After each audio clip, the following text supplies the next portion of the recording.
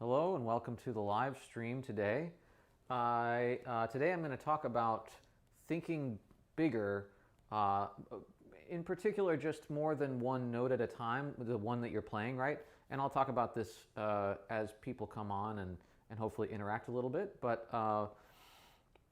there's a lot of ways we can think about playing bigger. Of course, bigger sound comes to mind, bigger air, right? Bigger context, bigger contrast, bigger vocabulary. Those are the things that I am going to cover today, not necessarily in that order.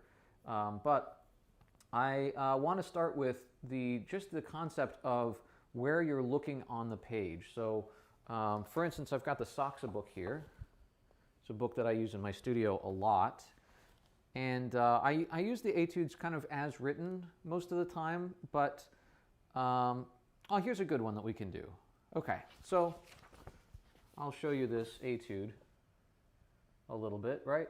And you can see it's in little da-da-da-dum, da-da-da-dum, da-da-da-dum. It's in little cells, just little pieces, right?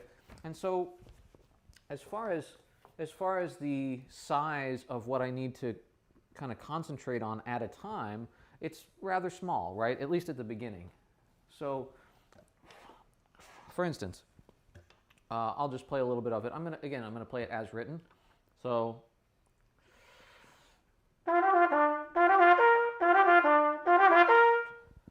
right, I'm just playing 4 notes at a time, and I would argue that not a lot of people even look 4 notes ahead, but this isn't too complicated, right? But then as soon as we get to more than that,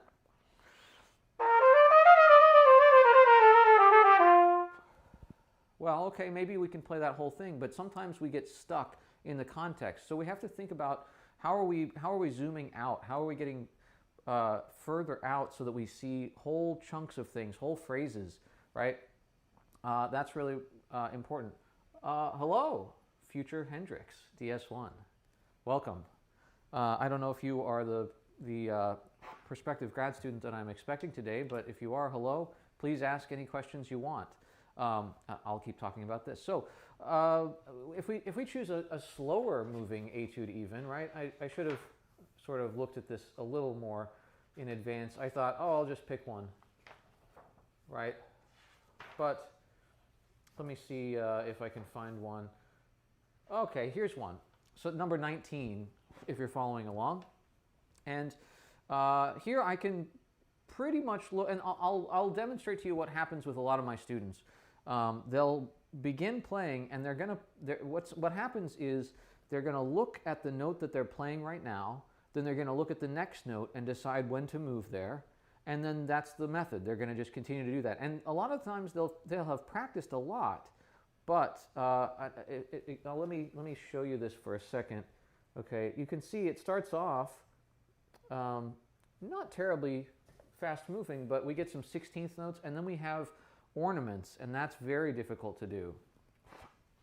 Well, please do. Please do keep watching, that is, to Future Hendrix. All right, so if I'll demonstrate how that sort of, I'll play act that a little bit, right?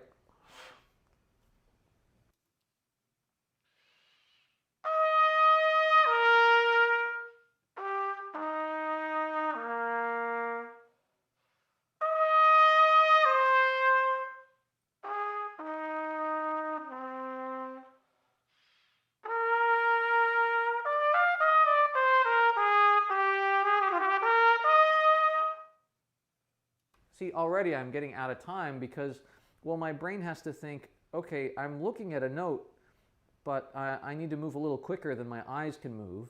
And even if my eyes get really good at moving quickly, and maybe I've practiced with a metronome a lot, what do I do with a turn over a dotted eighth and a 16th, right? Well, the notes aren't written out. So now I have to conceptualize this whole thing.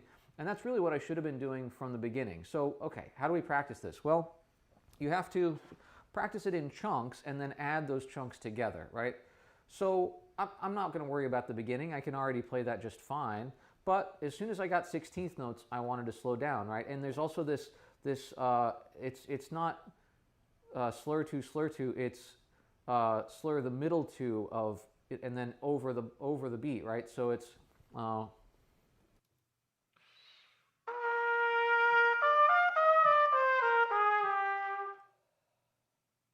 right? So I need to get that whole sound in my mind. So the first thing I'm going to do is I'm going to break it down for myself. I'm going to make sure I get it as a sound. I don't want to look at it anymore.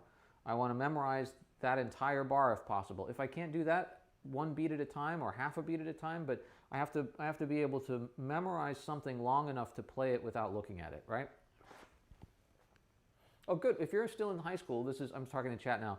If you're still in high school, this is exactly the kind of stuff that you probably need to be working on. I wish that somebody had told me this.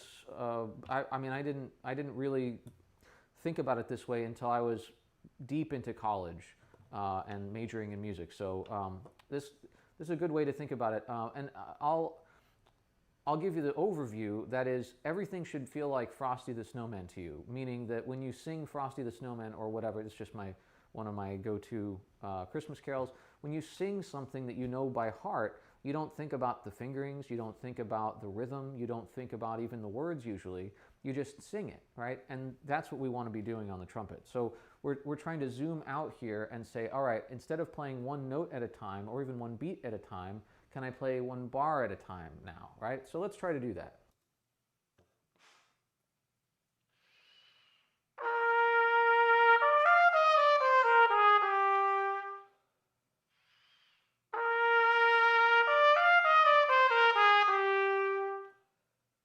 And you might have noticed as soon as I looked up from the music and into the camera, I played more musically.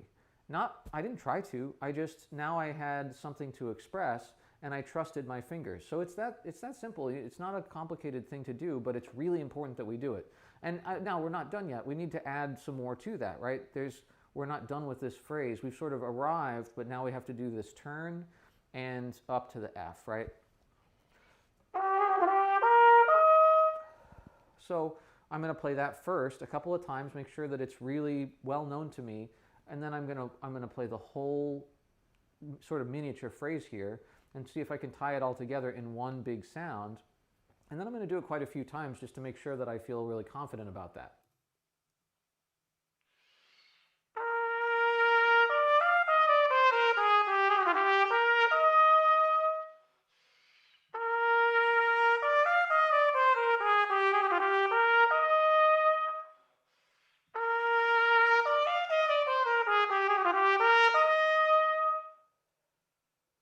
Okay, so I did it a few times. I'm not looking at it anymore. Now, am I going to memorize this entire piece? Well, I could do, but I'm still going to use the music as just a reminder. So now what have we done? We've taken these two bars and we've made it into a sound that I can recall, and I don't have to look at every note of the bar. I just look at the beginning, and I look at the whole context. So I've got, pretend like you have like a sight picture on the end of your bell, right? And so maybe it's this big. Well, if you're this close to your music, that's one measure. If you're this far away, that's two measures, right? If you're this far away, that's like four measures. And so that's kind of how your brain starts to perceive it. And you ever seen anybody look like this? They lean in when they miss notes or can't sight read? Well, yeah, that's our brain naturally saying, you need smaller chunks, right? Okay, yeah, that's true when we haven't practiced. But when we have practiced, well, we want to get bigger and bigger and bigger chunks and take some of the load off our brain. We don't want to read note by note, right? So, okay, so now I've got a sound for these two bars. Well, I can do this for the whole piece, right? Any chunk of stuff that I think, okay, that all goes together. Well, I need to know that all as one big thing. And I need to practice it until my fingers do it automatically, right? I can't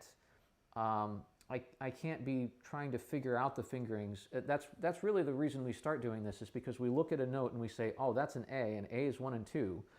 And okay, and it's a dotted eighth note. Well, the note's already over. I was supposed to have already played a turn and a C and an F by the time I've just determined that the A is 1 and 2, right? So I can't possibly think that way. Instead, I have to think, okay, maybe at one point I have to say, oh, right, I want to remember that's 1 and 2. And maybe I mark it in, right? Okay, but now I need to build a habit of the pattern of fingerings.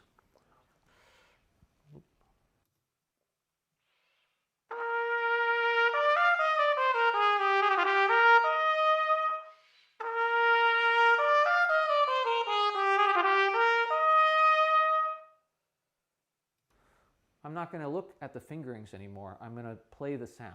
And that's where you really got to get to. And until then, you're going to always read note by note, right? So make sure that you're bringing yourself off the page. All right, let's do more of this. Just a little more of this etude anyway. This is a nice etude. I'll keep going to the next phrase, and I'm just going to try to play this way from the get-go. It's possible if you practice your arpeggios, you practice your scales, and you practice them in all keys, then you can start to recognize the patterns that you've already played before. And if you've never played them, of course, well, then you're going to have to sit down and work it out. But if you've played two eighth notes that are a major third apart, well, then I know what that sounds like, and I know the fingerings for that if it starts on E. And then if it goes down to G, hey, that's just a triad. I've played lots of triads, right? And so on and so forth. So you'll see that these are a lot of patterns that we find in the arpeggio section of the Arbenz book, in Clark number 2 of Clark Technical Studies, and just in general in music, right? So we've played all this before, so I should even be able to sight read it. I know this etude already, so I'm cheating, but here we go.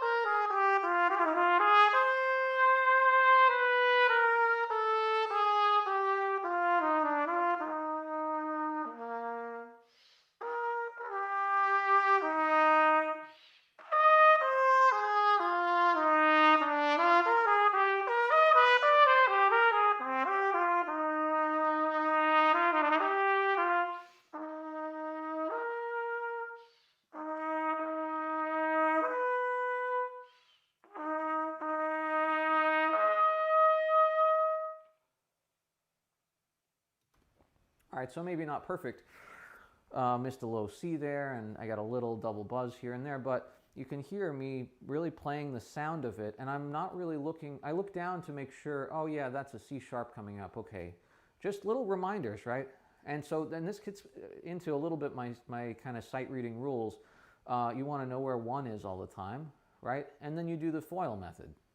The first note of a phrase, you got to look at that, make sure, and I do this for transposition, sight reading, anything, right? I look at the first note of a phrase, okay? I look at the outer notes, so the top notes, the bottom notes. Now the inner doesn't make much sense from foil, but inner meaning any accidentals that might be inside the line. And then the last note, I want to make sure I end the phrase on the right pitch. And if I do all that stuff and I keep my eyes moving, then in general, I'm going to get a pretty good, whether I'm sight reading or transposing and sight reading, I'm going to get the first note and I'm going to get something in between. I'm hopefully not going to miss any accidentals. I'm going to get the highest and lowest notes, and I'm going to get the last note. And then everything else in between is, hopefully it's a pattern I recognize, and if not, I can't get bogged down by it, right? So that's what I mean by zooming out. Now you have to do this. This piece was pretty easy, right? This was not a challenging, it doesn't go by really fast. So let's find something that does, right?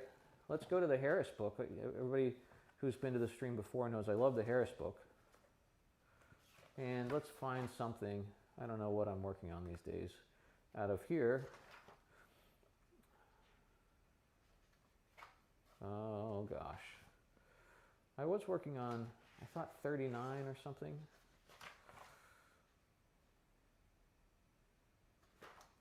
Let's find, oh, is this it? Yeah, I think this is it. What is this one? So the Harris book is all string etudes. 32 is what it was. Okay, so now this one, oh, Hey Dave, I was expecting you. So that was Soxa. I think it was 19. Maybe somebody can say in the chat if they were here during it. I'll look it up real quickly. Except I skipped right over it. Yeah, that was Soxa 19. And we're talking about thinking bigger today in different ways. So to pick up where we left off, yeah, page 133. Geez, Louise, what even is on that? The Harris book. I don't have that many pages. Maybe you have a different Harris book than I do. Or maybe you have more of a Harris book than I do. Anyway, this is going to be 32 in the Harris book. And what I'm saying before is we need to look at more than just the note we're playing or the beat that we're playing or even the bar that we're playing, right? I have to see bigger, but that means that I have to have practiced in such a way that I have those sounds and fingerings kind of worked out ahead of time, right? So if I'm sight reading, I might be able to do some of that, right? But if I have a chance to practice the etude, then I can guarantee that I can play big phrases. I just have to practice that way. So at first, it is going to be note by note, right?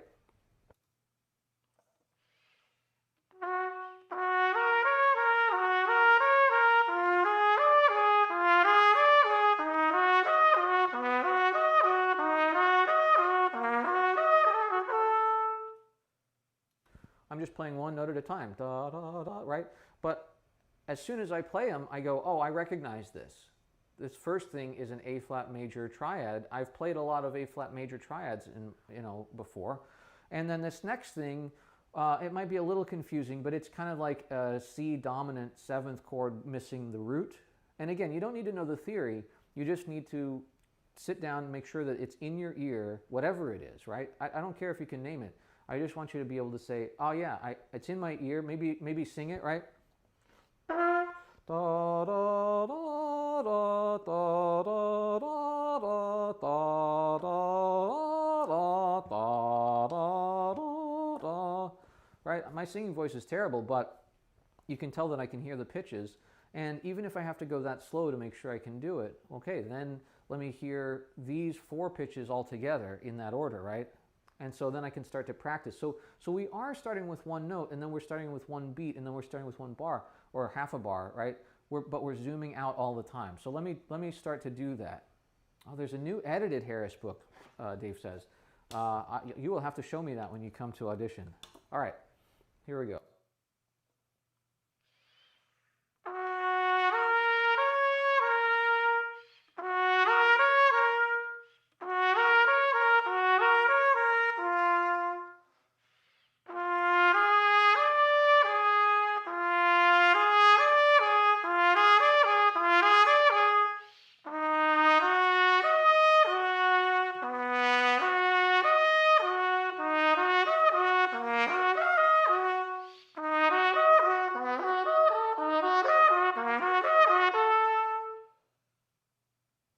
So now I've got every half bar figured out pretty much. That second bar there has sort of a shifting thing going on, but I think we've got this pretty well down. So now let's see if we can do a bar at a time.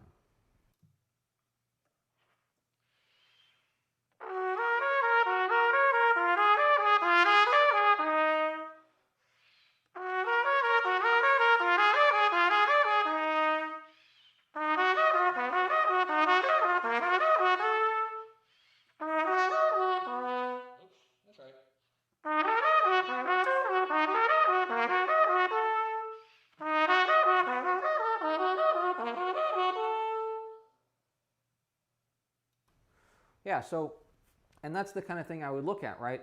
I want to make sure I get the D flat where it goes and the F where it goes again and then the C where it goes instead of the D flat. So I would look at that.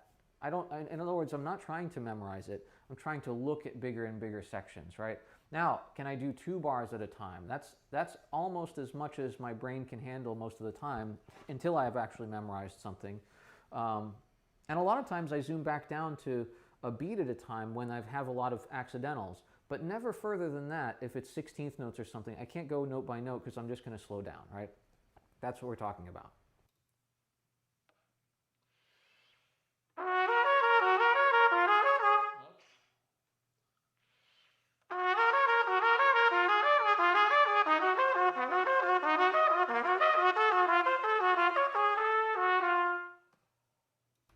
so perfect example, we haven't worked on this third bar, and so I immediately made a mistake and then went note by note.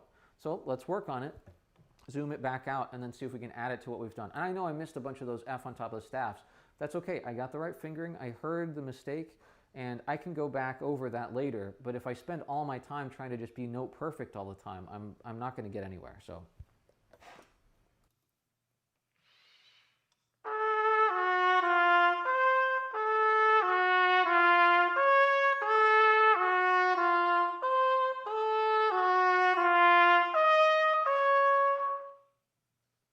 And here's a good place for a pencil, because there was a note there that it's this B, there's a B natural at the beginning of the bar, and then the B natural comes back right after an E flat. And it just feels really wrong to play this fourth without moving the valve, because, well, it doesn't look right. It doesn't look like what it sounds like, if that makes sense, right? So that's where your eyes can trick you if you're reading note by note. You'll want to play a B flat there, or you'll want to play an E natural or something. Neither of those are right. All right, so anybody, by the way, if you're still here in chat, please feel free to ask questions about anything. It saves my lip when I get to talk to you, so that's great.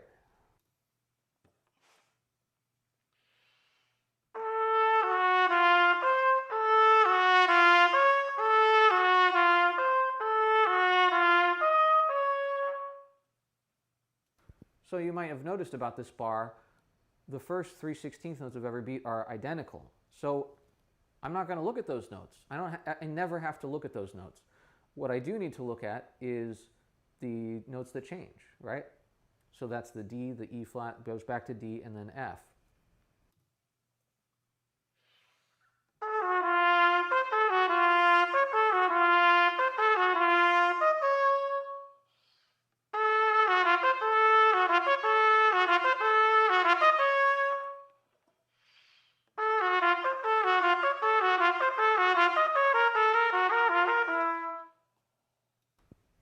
Yeah, so we used a little bit of chunking there, right? Which is just to take, I'm going to take a beat at a time, but I'm going to play it all in time and then stop on one of the notes and then go on in time. So I'm basically, my brain is doing it half time, but my fingers and my body are doing it full time.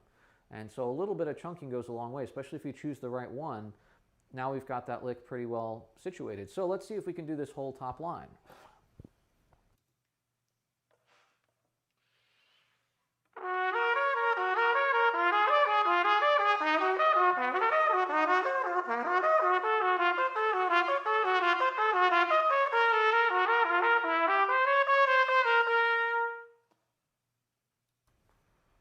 I'd say pretty good for about 5 minutes worth of practice, right? So that's kind of what we're talking about, is ways to think bigger, so that I don't want to look at the note that I'm playing. And if you fall victim to this, then it's going to be really hard for you to do other things, right? So for instance, we could transpose, right? Let's do that. Let's go back to the Saxa book, because it already tells us to do that.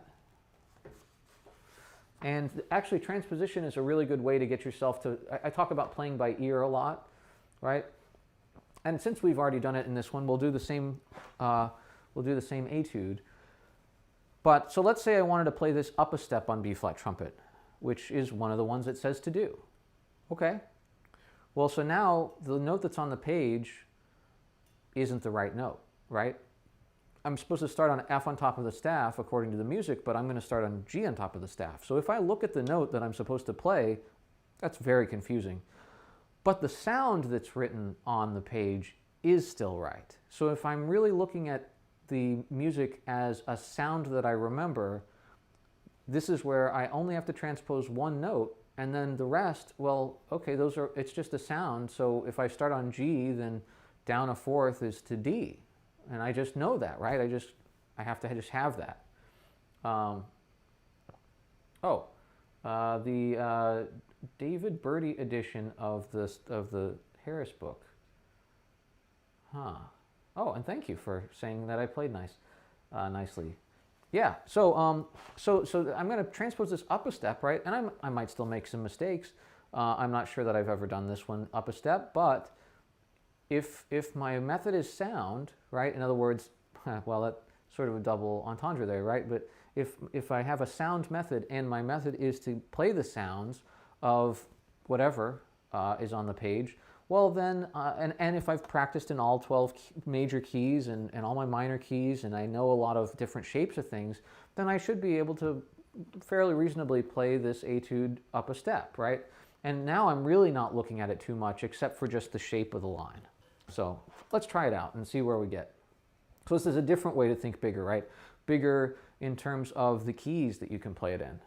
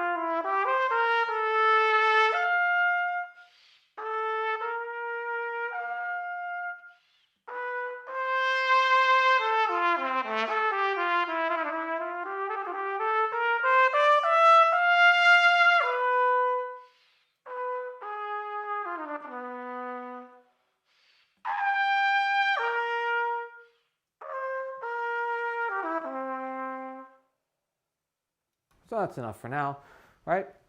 It's really not difficult to transpose. And again, I'm using that same method. I'm trying to look at the big phrase and I'm saying, okay, well, if there's anything confusing in there, let me look at it before I get to it and make sure I've worked out what it is, right? And then when I get there, I just trust whatever I figured out. And if it's wrong, well, I'll hear it, right? Because I'm playing by ear. Okay, so that's part of this as well. Is how can I think in a bigger scope, right? Longer phrases, more just the sounds. If you can't translate music on a page into a sound, then you can't really play it. You might be able to play some things, but you're really just getting lucky, and you'll never really know if it was right until you can, in fact, hear what it sounds like in your head just by looking at the music, and then you make that sound come out of your bell, and it's a lot easier to play, I can tell you that much. But it's also it's more rewarding and satisfying, and you also know whether or not you're playing the right partial or not. We only get 3 valves, right? So there's a lot of notes you can play with each right fingering, right? And so make sure and the best way to do that is just to sing it. If you can't sing what you see on the page without touching the trumpet, then it's okay to cheat a little bit, right? To try to find that note, but you really need to eventually be able to sing. And really, you can sing the scope that you can play. So in other words, if I can only sing 2 notes at a time, that's about all I can play efficiently. But hopefully you can get to the point where you can sing whole phrases at a time, and that will really help you zoom out and be able to play longer things without having to read each note. Okay, so that's the main kind of juice of today's topic, is just thinking bigger that way. But let's talk about some other ways we can think bigger.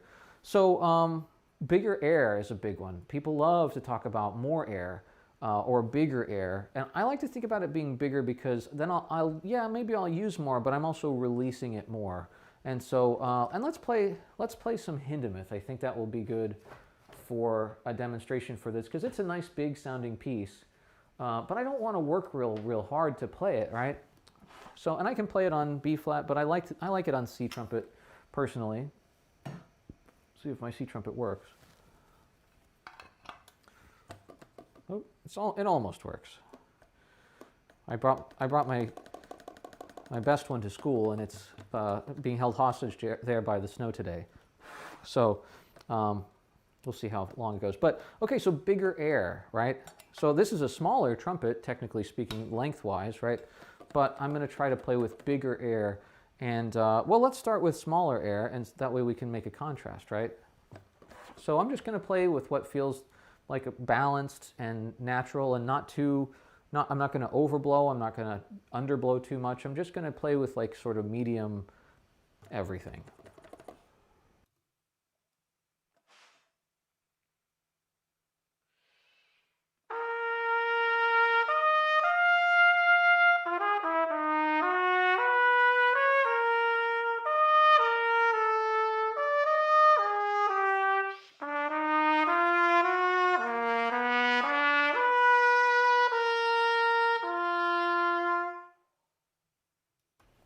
So it was a little medium in every way, right? It was medium in dynamic, it was medium in music, it was medium in tone amount, right? Which is a different thing we can talk about too. So let me just try to add air, and like I said, bigger air. So I'm thinking more like it's moving slower and it's coming at you like a freight train or like a Mack truck, right? It's big and powerful, but not particularly zippy, right?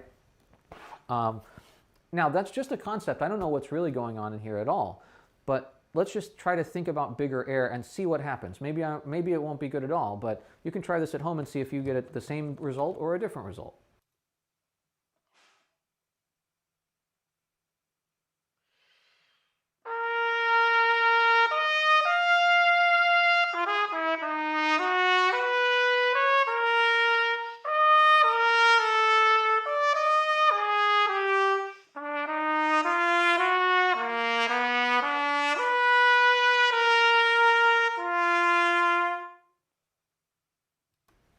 So it was definitely louder. I don't know if you noticed, I stood up straighter, right? I made more room in my lungs by holding my arms up higher. So that was definitely bigger air. And I think it sounded better. It was more legato. I had more room to maneuver so that I could play a little more musically. Now, we can say instead of air, we could say bigger sound, right? I could say, oh, I want more sound for the air that I'm using. And maybe I'll be willing to use a little more air, or maybe it doesn't take as much, who knows, right? But I want more sounds to the sound, right? Maybe more highs or more everything, more lows and highs, more core, whatever my concept is. And how do you learn that concept? You learn it by listening to other trumpet players, your favorite trumpet players. Tom Hooten comes to mind for somebody with a really big sound, right? So I want to sound like him. Now, I'm probably not going to sound like Tom Hooten right now, but I'm darn sure going to try. And, oh, this is a little sharp probably too. And just by doing so, I'll probably at least get better than I was before, right? So we're just going to go with the sound. We're not going to think about how to get it. We're just going to try to let our body figure out how to get it. And I'll accept anything that is successful. And if it's not successful, then I'll have to start trying things on purpose, right? But sometimes it just works. So let's try. I'll keep going so I'm not just playing the same thing over and over.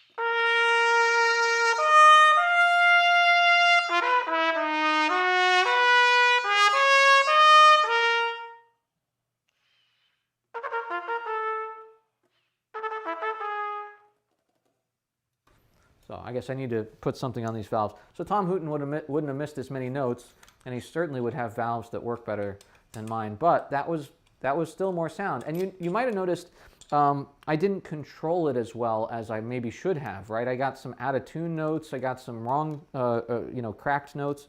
That makes sense, right? Because I was trying to do something that wasn't that natural thing I started with. And this is a point of contention sometimes with students. Is like, okay, well, I'll say, make it easier. And they'll say, well, that makes it worse. And I'm like, well, no, don't make it worse. Just make it easier and just as good. And they're like, well, that doesn't make sense. And this is kind of what I mean. It's like, all right, well, maybe I'll do more work and I get a bigger sound, but I'm not as in control of it. Because if I do what is easy to control, well, it doesn't sound like Tom Hooten at all. So I want to start with the sound, and I'm willing to do more work to get it, and then I need to maybe do additional work to control it, but then once I get used to it, I kind of know what to expect, and that's when it becomes kind of wrangleable, right? So now let's talk about contrast. We can do bigger contrast, right? So we just played some piano there. I can do dynamic contrast, right?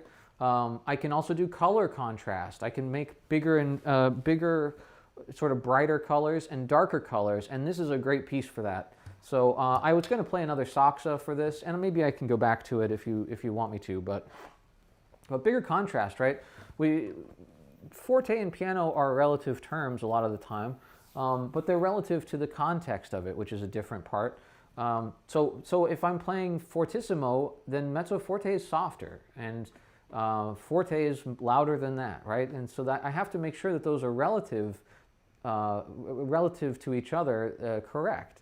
But when I have something like pianissimo or fortissimo, right, those are probably the loudest and softest I'm going to play. So how much room can I build for myself so that I have the softest softs and the loudest louds, again, within the context of the piece too, right?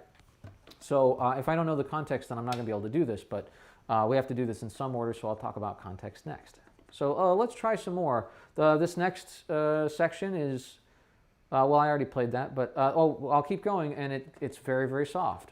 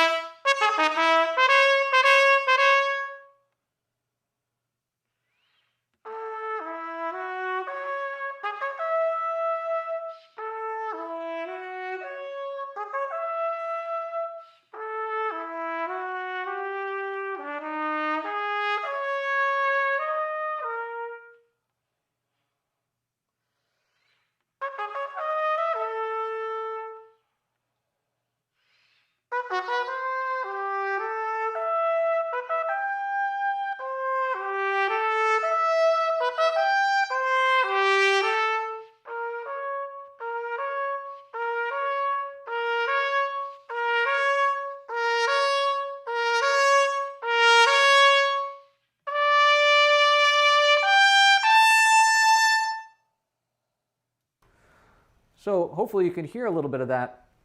I'm obeying the dynamics, and I'm trying to get the softest softs that I can, but then piano is louder than pianissimo, and so I'm trying to do that relative, but then I'm also trying to add in some of the color that will make that sell this piece a little more, right? So all of the little the thing at circle 7, da da da da, I didn't play it super soft at first, but I played it darker and then made it brighter and brighter and brighter and brighter, until then I could just really lay into where it says bright, which is not just bright in the English sense of the word, but I could just lay into the fullness of the sound there and let it be sort of on the brighter, fuller side, because I built that into the piece, right? So that's another way to build contrast, bigger contrast, right? And bigger dynamics, bigger color contrast, right? So, okay, now we just talked about context a second ago, and so bigger context, what does that mean? Well, there's a couple of ways that it could mean, right? So first of all, do you know the piano part to the Hindemith? If you don't, then you might rush through that same section, right? You have to know that it goes, let's see. Ba-dum, ba-dum, ba-dum, ba-dum, ba-dum, right? There's this sort of limping piano part that's very low and that goes right with you. So if you step on that, or if you just play your part without listening to the piano, well, it's not okay. This is a sonata, which means that the piano and trumpet parts are roughly equal, and honestly, the piano part is much harder than the trumpet part. So if you ever do play this, go easy on your pianist to make sure you give them the music well ahead of time. But you have to know that's the minimum context, right? What about if there's this is not the case with Hindemith, but what if there's an orchestra version of the piece that you're playing, right? Usually the original, and then there's been a transcription for piano, like the Artunian, for instance, right? That's with full orchestra. There's also a band transcription. And so, okay, well, if you only know the piano part, that's not a big enough context. You need to know when you play the wind ensemble version, you need to know that you have this duet with an oboe, and it's actually the same in the orchestra version, right? But in other places, you'll have sort of something with the violas, right? Which, okay, what is that in the context of the band version? So you have to know, you have to sort of make your scope bigger for what you know. So whatever it is you know, that's good. It's good that you know the Hindemith trumpet part. Now I'll learn the piano part. That's one context bigger. If you don't know the piano, or if you know the piano part already with the trumpet part, well, with Hindemith, there's not an orchestrated version of this for a larger group, but you can know other Hindemith pieces, right? He wrote a sonata for almost every instrument, so you can know the other ones.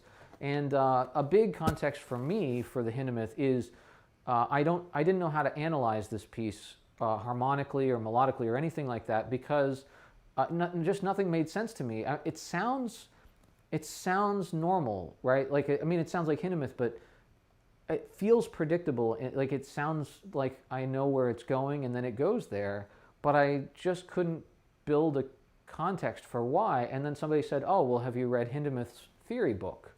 And I said, I didn't know he wrote a theory book. And they said, oh yeah, that's what you know, if you haven't read his book, then there's no way you can get around his music, you know, intellectually, because he wrote his own theory book and he played by his own rules, quite literally. It's a lot about the major third and the idea of the major chord being central to our sort of the heart of our listening, what we want. And so if you read that book, then you suddenly can understand the context of the Hindemith Sonata much better. He also wrote orchestral music, and you can go listen to all of that, and you'll hear some similar tropes that show up in the trumpet sonata. So that's, again, bigger context. Now, another thing that we just talked about in trumpet class last night, is the context of who do you play with. So if you're not playing a solo, you're playing in a band or an orchestra somewhere, right? Well, when you play your, you know,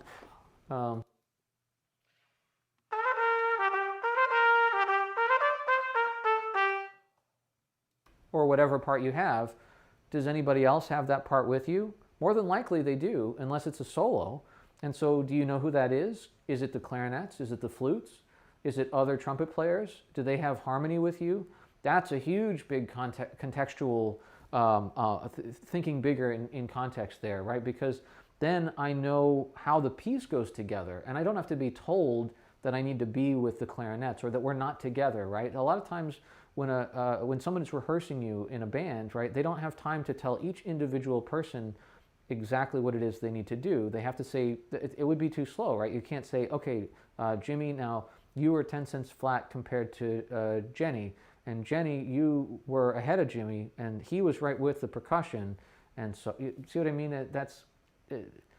You wouldn't like rehearsals that way anyway, even if you knew exactly what to do, because it would take forever to get to you. There's 45 people in the band, right? So, okay, what do you do instead? Well, you just keep your ears on, right?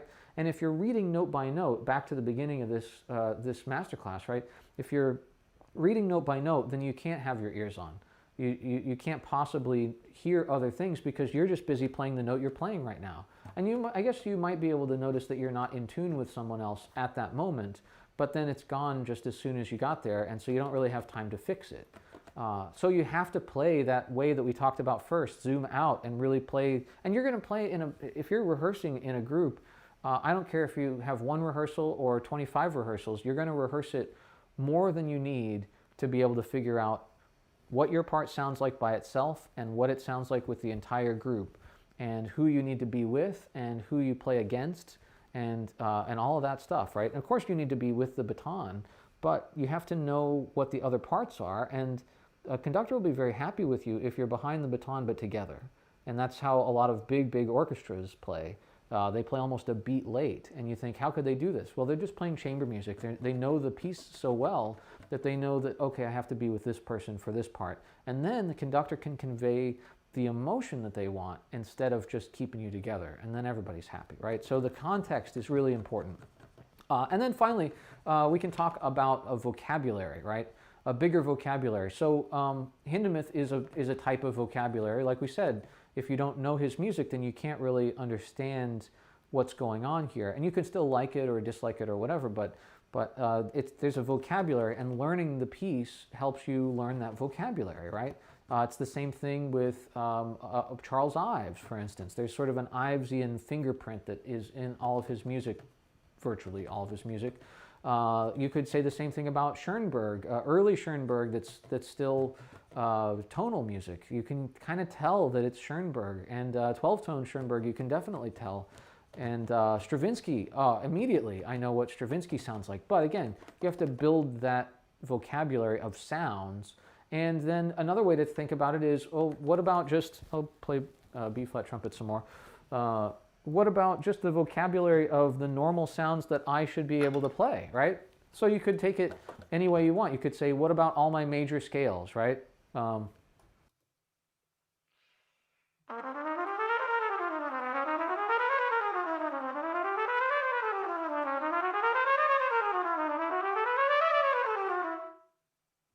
on, right? I could say, what about all my diatonic 7 chords within a key? So let's say we'll do D major.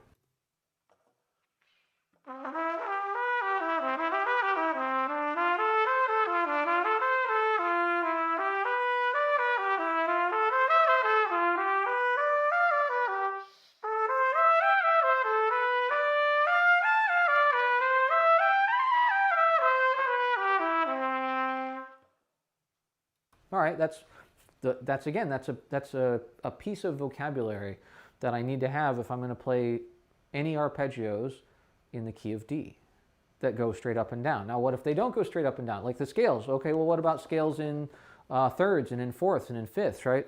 I did a masterclass probably almost a year ago now, way back, where I talked about all the different ways that we really should try to play scales every day.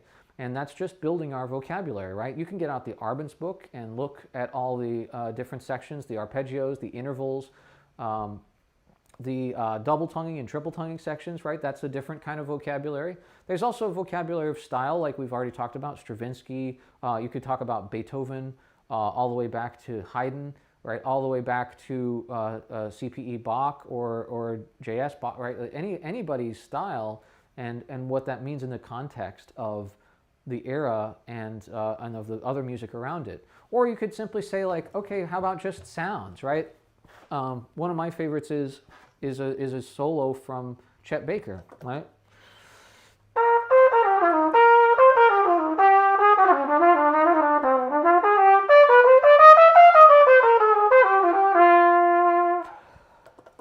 Oops, I didn't turn off my mic. But that's a sound, and I didn't sound exactly like Chet Baker, but I like that melody that he wrote. That's like sort of the final part of his chorus in Another You or something, but not for me. Anyway, whatever it is, it's on Chet Baker Sings. You can go find it. But you can even just any lick that you want to play in a jazz context, right, is more vocabulary. And you might not use it exactly that way, but you have it in your fingers in your ear. And this is what I was talking about at the very beginning. Without that vocabulary, you have to read note by note. But with that vocabulary, you can recognize big patterns and just play the sound that you know belongs with that pattern. And now you're able to sight read faster, you feel more confident, you don't miss as many notes, you have bigger, better phrases. Everything is bigger, right? And then you can start to think about those bigger contexts, those bigger air, bigger sound, bigger control, bigger contrast, bigger context, right? So the vocabulary kind of brings it all the way back around. Okay, any questions thus far?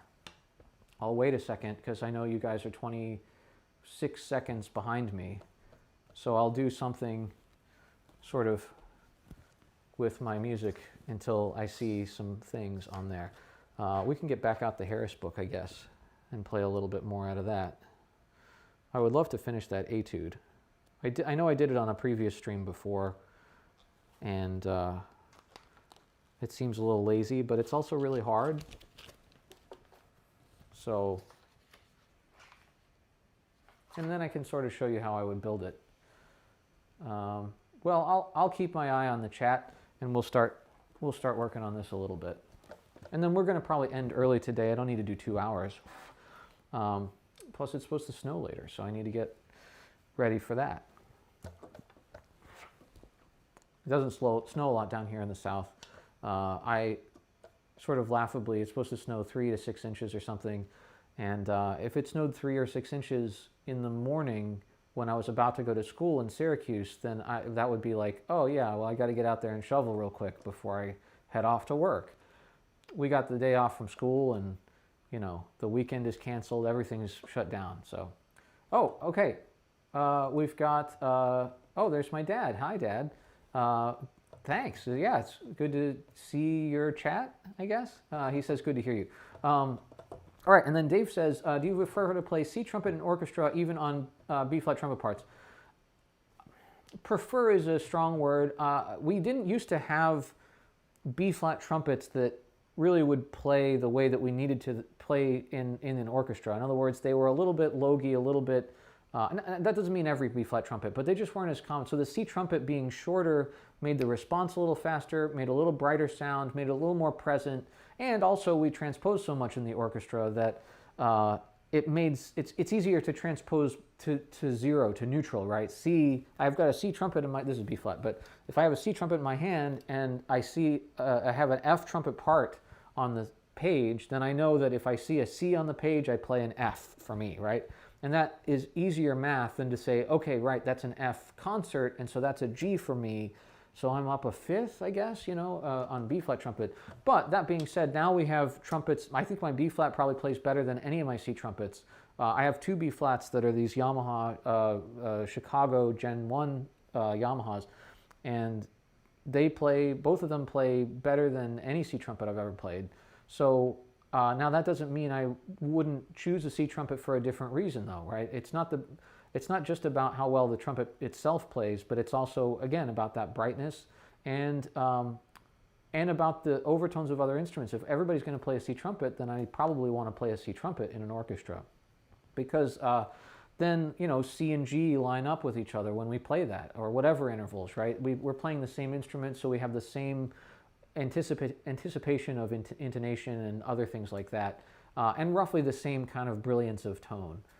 There's also just the reason that, like, it's in a better key sometimes, right? If I play it on B-flat trumpet, then it might be in the key of G-flat, but if I play it on C trumpet, it's in the key of E, and that's at least a little better, right? So there's a lot of reasons, but in general, yeah, if I play in an orchestra and it's not a jazz type, like I'm about to go do a orchestra gig in a couple of months that is all like rock and roll and jazz kind of music, you know, Chicago and Blood, Sweat and Tears and stuff like that.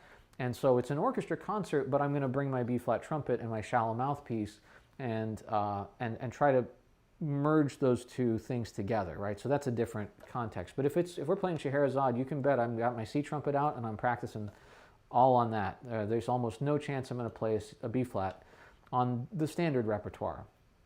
There are exceptions, of course, that you have to play B-flat because you need the low F from the B-flat trumpet. And you also want to stick with what people are expecting a little bit. If you do some weird stuff and then you make more mistakes, then you don't get hired ever. But if you play the normal equipment that everybody plays and you make a few mistakes, okay, everybody has a bad day, right? So you don't want to get a reputation for taking greater risks than you should by playing like an F alto trumpet, for instance, which I have and I would love to play. But if you can nail it, then you can do whatever you want. So that's a long answer to your question that was extra convenient for my sake. So thank you. Yeah, it's freezing down in Pamlico. Yeah, we had that last night, and now we're like anticipating the snow. So, all right, let's play a little bit more of this number 32 from the Harris book. So I'm going to do kind of what I said. Like I said, I haven't worked on this completely, so we're going to sort of seek and destroy. We worked on it from the end last time, which is the way I would work on it normally, but now I want to work on it from the beginning, and then the middle will be a little bit strange for me, but hopefully I'll get to that and I can work on it beat by beat and then chunk by chunk, and then we can just play through it, okay? So this is just me. I've not worked on this first page at all, and so this is just going to be me practicing it, and again, please feel free to ask more questions. I'm just going to practice a little bit here.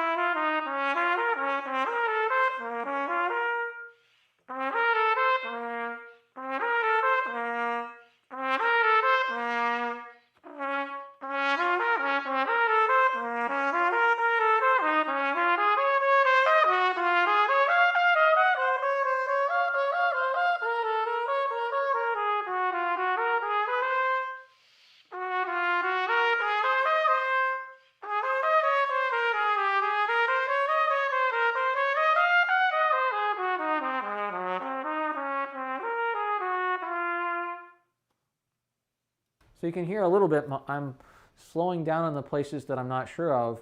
And in general, that wouldn't be a great practice habit to have, but if I'm really trying to get sounds, then it represents to me how much sort of brain power I need to traverse that landscape. And then I know how much I need to work on it. So it's an okay seek and destroy method, but you need to then slow it down and make sure you get it. I got another question. A friend of mine plays C on everything, including concert band. Yeah, absolutely. You should play in wind ensemble in college. You should be playing C trumpet a lot of the time, especially with the more modern wind ensemble pieces that we play now that are kind of written for almost orchestral winds. And, you know, C trumpet makes a lot of things easier. Not the least of which, I mean, I already mentioned key areas, but it's also just like high C is high D now, and it's a lot easier. So, yeah. Yeah, and I mean, and the better your C trumpet is, the more you'll use it. So, yeah, get a good C. You can sometimes tweak them a little bit to make sure that they're as good as they can be. I have some tools to do that that are super secret. But I generally just, you know, if it plays well, just don't mess with it and just get to know that C trumpet. Especially if it's a Bach, you have to really know a Bach C trumpet sometimes has some quirks, but they can really sound beautiful. So if you learn the quirks, then you can play that trumpet and sound great all the time, right? Who doesn't want that? All right, let's keep going.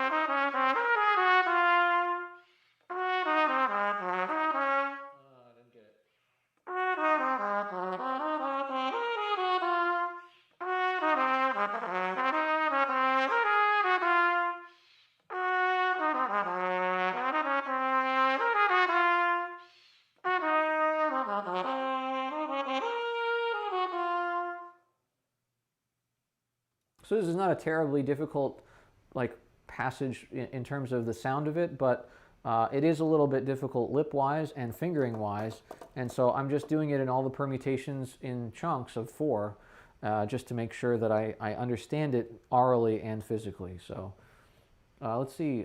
He says, I've got box 23925A blueprinted by Osman. It plays great. Yeah, I bet it does. Those are great horns. 239 is a great bell. It doesn't have the flat high C that the 229 does, and it's a little bit narrower. But honestly, you don't need the throat of the bell to be quite so big. And it depends on what you're playing. If you had to play really loud in a major symphony, then you might change your mind. But for almost all practical purposes, 239 is a better choice. And the 25A Edelstein pipe, I believe, I don't know if that was actually official, but he did play it, is a really great, a little bit tight up front, but like if you know how to use it, that's a great, you can make a lot of color out of that thing.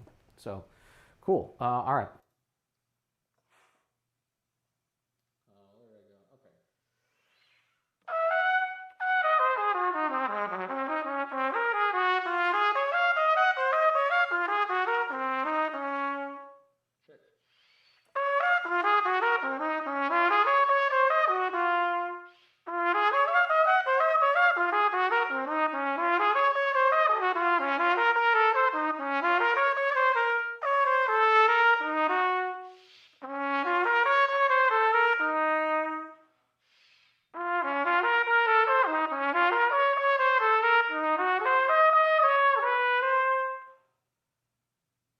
So this is what I was talking about. Those accidentals are not part of what I'm hearing very easily. So I'm holding on them a little bit. I'm stopping on them. I'm making sure that I go slowly enough to really get them. And then once I discern a pattern, I should be able to get it, or just practice it enough times.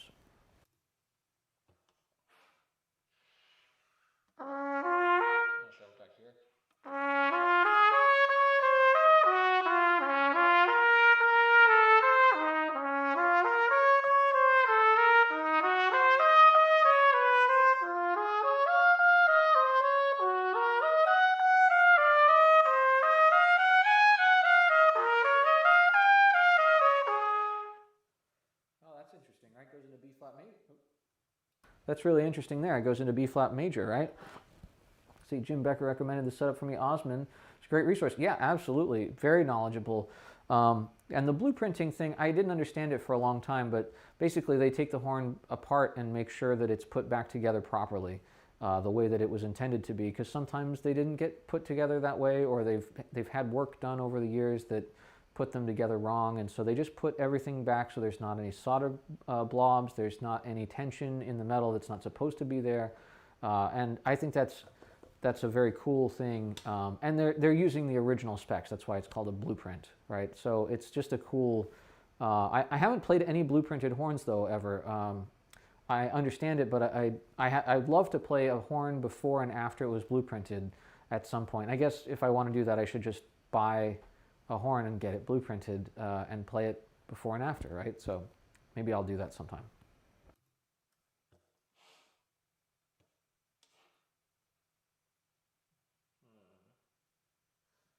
So I just saw your comment about chunking. Yeah, yeah. You can. I talked about this a lot in a previous stream, which you're welcome to go check out. I'm not sure exactly what you mean by you kind of do it in reverse, but you can actually literally play it in reverse. And normally I do the last thing first, and then I add a chunk to it, and then I add a chunk to it, which is probably what you're talking about. And yeah, the last time we played this, that's what we did. So it's much more efficient because then you get more and more familiar with it as you go through.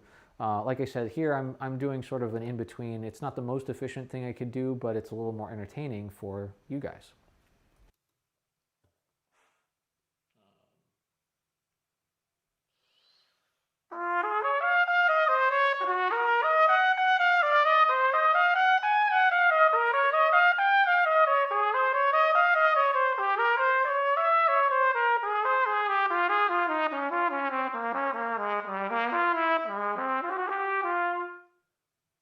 All right, now this one's going to be tough. This one I have to really look at.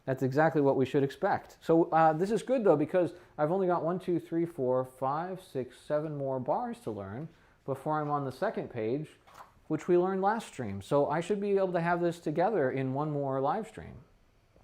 Oh, my dad wants to get back to Harris. Yeah, we all need to get back to Harris. This is a good one, Dad.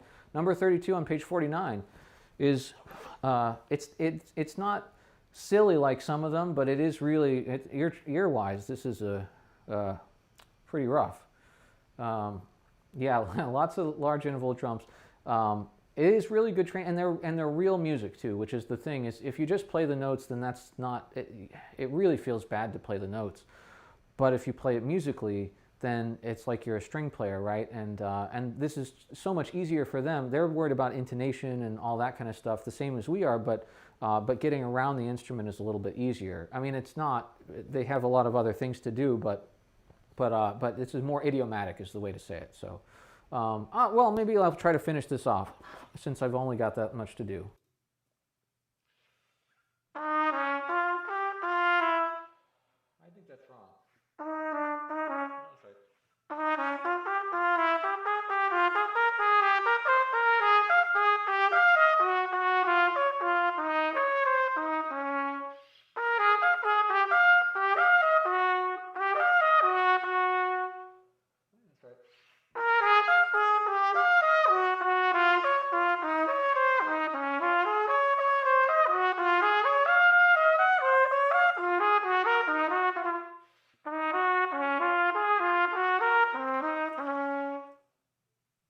Now this is tricky. It goes backwards. It switches the pattern on you. This is what I mean by if you can't hear it. It's a pattern I know. These little dyads are major third or diatonic thirds, right? But not in this pattern. So that's what we have to learn.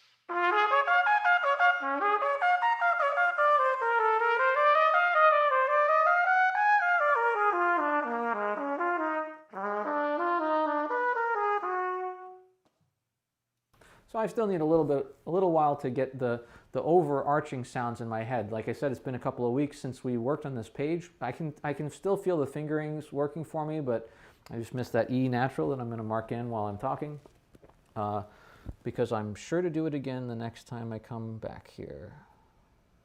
Sometimes it's hard to mark in these because the notes are so close together. Anyway, yeah.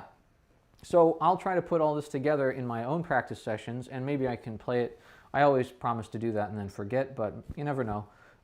If I actually put it all together, then it'll come up as one of those ones where I'm like, well, let me play something hard that I know for you before I leave, and then I can. It'll come around eventually. So, currently using Yamaha Hagstrom mouthpiece has my dad's rim. It does, in fact. Well, not his current rim, but the V2 from the old Schilke days in the 80s. And I have a bunch of those. They're right over there. There's like 7 of the Hagstrom mouth. I used to play it religiously. Now I play a straight 8 Bach, vintage, a copy of a vintage Bach straight 8 with a 24 back bore. And that's a little bit bitier and a little bit more narrow and a little bit flatter than the Hagstrom rim, which helps me just hold it all together a little bit better. And it makes me work harder too. But anyway, yeah, the Hagstrom mouthpiece is a great mouthpiece. It's a little bit, it's easier to play loud and bright on than my straight 8, but it's harder to get, it's harder, physically you have to hold a little more because of the rounded rim. And so, but it's hard to hurt yourself on that mouthpiece because it won't cut your lip. It's just too soft. And yeah, I played it for probably 15 years, at least 10, at least for sure 10. I played nothing but the Hagstrom mouthpiece on everything. And I still play some of the piccolo equipment that I have is related to the Hagstrom rim, which again is my dad's V2. So yeah. Anyway, all right. Well, I'm going to close up the stream here and probably make some dinner here pretty soon. But thanks everybody for coming on, and it was a pleasure to see you. If you are a prospective student, I know you emailed me, but we should try to figure out when we're going to have a Zoom lesson sometime. And really, a lot of afternoons are okay for me, especially during the week. And if you wanted to come up all the way here, that's fine too. We can just meet in my office, and I have some hours we could do that as well. So hopefully I'll see you soon. And don't forget to videotape your audition just in case all of our audition days for some reason can't be in person, whether it's snow related or COVID related. But yeah, the 5C is great too. But like you said, yeah, you start to get sort of beat up by it if it's the wrong bite to the rim. So anyway, yeah, but the 5C is a really great mouthpiece for some people. My friend Wes probably still plays one to this day, and he sounds like $1,000,000. So you just got to find the right one, and that's another problem with, you know, just Bach mouthpieces in general, is that they're not all identical, even if they are trying to be. So anyway, all right, well, I'm going to call it here. Thank you so much, everybody, and I will see you next week. As far as I know, I'm not doing anything different, so I'll be back here at 3 p.m. on Friday, Eastern Standard Time. That's not quite what it's called, but all right, see you then.